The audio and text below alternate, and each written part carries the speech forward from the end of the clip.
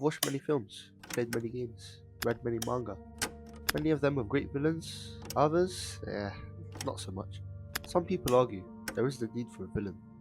It's just there because the story says so, and that the heroes always show themselves to be greater characters. Well, I'm here to say that's bullshit. I mean, sure, yeah, you don't always need a villain to make a good story, but you do need a villain to make a great story. A story that will earn its place into the viewer's heart. A story that can keep the viewer talking about it for a long time. So, villains are pretty good to have in the story. Like sometimes even be the highlight of the story. But that now opens the door to another question. Who is the greatest villain? Which villain truly captivates your emotions, makes you jaw drop with their nefarious actions? Well, the short answer is, there isn't one. Don't get me wrong, there is, but there isn't a single candidate. There's multiple. I've chosen 3 different villains from different films, games, and manga/comics, and this is completely subjective.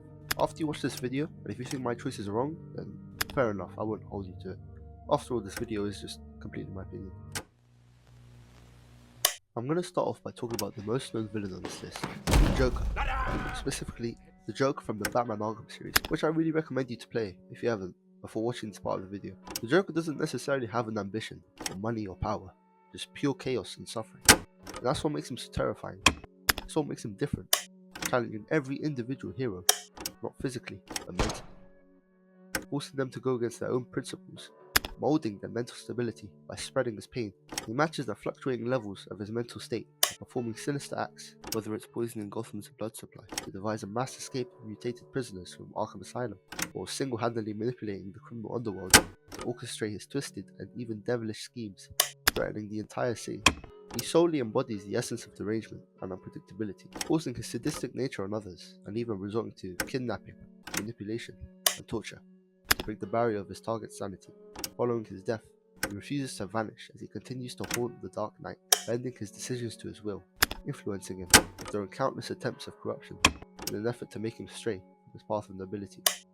Arguably the most terrifying aspect of the Joker is his dark humor, which he uses as one of his primary tools in tormenting his enemies, especially his maniacal laughter that engrave a permanent, chilling impression on the player, long after they finish the series. The next villain I want to take a look at is Griffith from the manga Berserk, which I also highly recommend you read before watching this segment. At first glance, he seems bright, and the portrayal of his appearance highlights him to evoke a side of warmth and kindness in his vicious comrades, which also reassures the reader into thinking that he's a noble icon of morality. However, his yearn for power and his greed for control start to overtake his true colours, and he ends up committing unspeakable atrocities, surviving a full year of straight torture. He's rescued and leaves with his purpose lost in life, his tongue cut out, and his pathetic attempts to wield a sword. His insatiable thirst for power, however, has been left unsatisfied, which causes him to trigger the most horrifying event, the eclipse. All of his trusted allies, including him, are sent to a dimension of darkness, despair, and evil, the portal to the inescapable void opened by Griffith, which snatches all of his loyal comrades and friends. The story takes its time, carefully introducing us and developing the characters that surround Guts and Griffith, building a relationship between the story and the reader, only for a non-hesitant Griffith to sacrifice them all. Death after death after death. The loss of life surges through his mind as the last shred of humanity leaves his body, forming him into the nefarious demon, Femto, of the underworld group, the God Hand. After a successful attempt at spreading his despair among his former disciples, he decides his final action of torment, the violent humiliation and traumatic torture of Guts' partner, Casca, and without a word, he finishes coercing Guts into hacking off his own arm.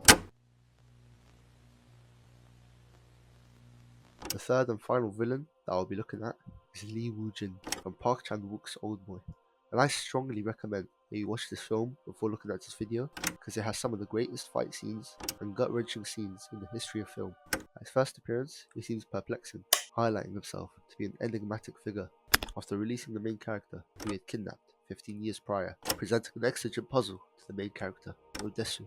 He fails to realize his true intent until it's too late. Progressing towards the final stage of his plan, he witnesses as Odesu finally engages in intimacy with the woman that has been taking care of him throughout the film. After an intricate attempt to discover the identity of his antagonist, Odesu succeeds and figures out it's his former classmate who he had accidentally ended up spying, only to figure out that he was in a relationship with his sister. Telling the events of what happened to his friend, The rumor ended up spreading throughout the school, leading to the inevitable suicide of the sister of Lee Woo-jin. In a final confrontation between Lee Woo-jin and Odesu, he finally reveals his malicious intention and unfolds his plan of using manipulation and hypnosis to meticulously orchestrate a twisted, complex plan of vengeance as he traumatically hands his final gift to Odesu.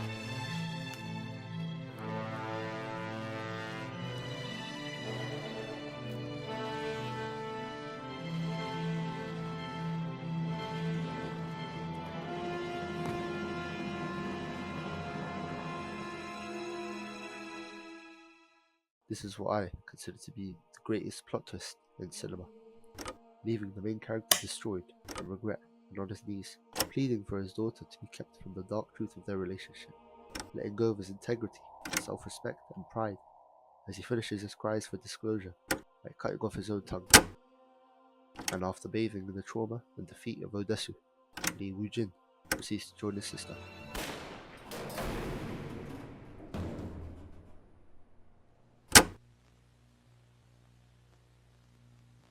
I hope you enjoyed my summary of who I believe to be the greatest villains in fiction. Please let me know your opinions down below in the comments, and just please tell me where I should upload next.